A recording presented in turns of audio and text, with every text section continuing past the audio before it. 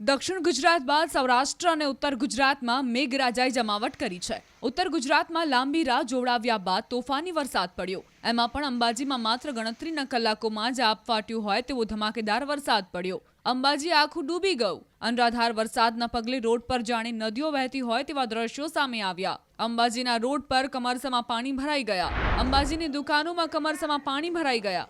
જુઓ આ દ્રશ્યો। દુકાનની અંદર કમરસમાં પાણી ભરાઈ ગયા છે। દુકાનની અંદર તમામ સામાન પાણીમાં ડૂબી ગયો। વેપારીઓ ડોલે ડોલે પાણી બહાર કાઢી રહ્યા છે। પંચાયત શોપિંગની અનેક દુકાનો પાણીમાં ગરકાવ થઈ ગઈ। પંપથી પાણી બહાર કાઢવાની ફરજ પડી હતી। પાણી ખેંચવા માટે ટેન્કર બોલાવ્યા છે।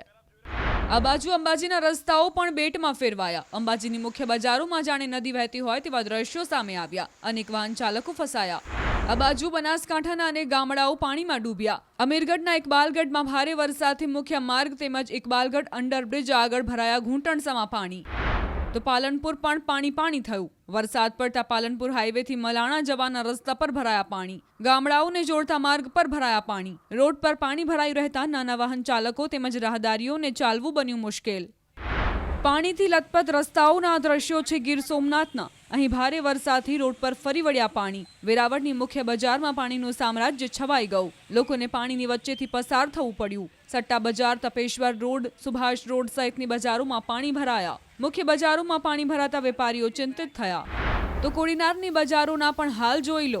અહીં કોડીનારના માર્ગો પાણી થઈ ગયા। 4 ઇંચથી વધુ વરસાદ ખાબકી જતા જળબંબાકારની સ્થિતિ સર્જાઈ। કોડીનાર આસપાસના ગામોના ખેતરો પણ તરબોળ થયા। શહેરના રસ્તાઓ અને ગામની ગલીઓમાં વહ્યા વરસાદી પાણી। આ તરફ સૂત્રાપાડામાં પણ વરસાદે સપાટો બોલાવ્યો। સૂત્રાપાડાની બજારોમાં પાણી ભરાઈ જતા લોકોને પડી હાલાકી। ગીર સોમનાથના ગામડાઓમાં પણ મેઘો ગાજવીજ સાથે તૂટી પડ્યો। મેઘરાજાના તોફાની મિજાજના કારણે ગીર સોમનાથના ગામડાઓમાં તરખાટ મચી ગયો। રોડ પાણીમાં ગરકાવ થયા। કોડીનારના મિતિયાજ દેવડી ગામમાં આબ ફાટતા આખું ગામ ડૂબી ગયું। ગામના રોડ પાણીમાં ગરકાવ થઈ ગયા। રોડ પર ભરાયા પાણી। બંને ગામ વચ્ચે વાડી વિસ્તારનો રોડ પાણીમાં ગરકાવ થઈ ગયો। આ બાજુ જૂનાગઢમાં પણ મેઘરાજાએ જમાવટ કરી। જૂનાગઢના નરસિંહ મહેતા તળાવ અને આઝાદ ચોક વિસ્તારના રોડ પર જાણે નદી વહેતી હોય એટલા પાણી ભરાયા। રાજકોટ જિલ્લાના ગ્રામ્ય વિસ્તારોમાં પણ વરસાદે જમાવટ કરી। લોધિકા તાલુકાના ગ્રામ્ય વિસ્તારમાં વરસાદ પડ્યો। ચીભડા, લોધિકા સહિતના ગ્રામ્ય વિસ્તારોમાં વરસાદ વરસ્યો। વરસાદના આગમનથી ખેડૂતોમાં ખુશીનો માહોલ।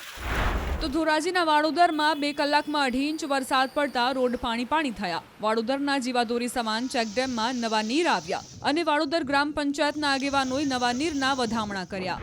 તો રાજકોટના જેતપુરમાં પણ મેઘરાજાએ રમઝટ બોલાવી। જેતપુરમાં દે ધનાદન વરસાદ ખાબકતા રોડ પર પાણી ભરાયા।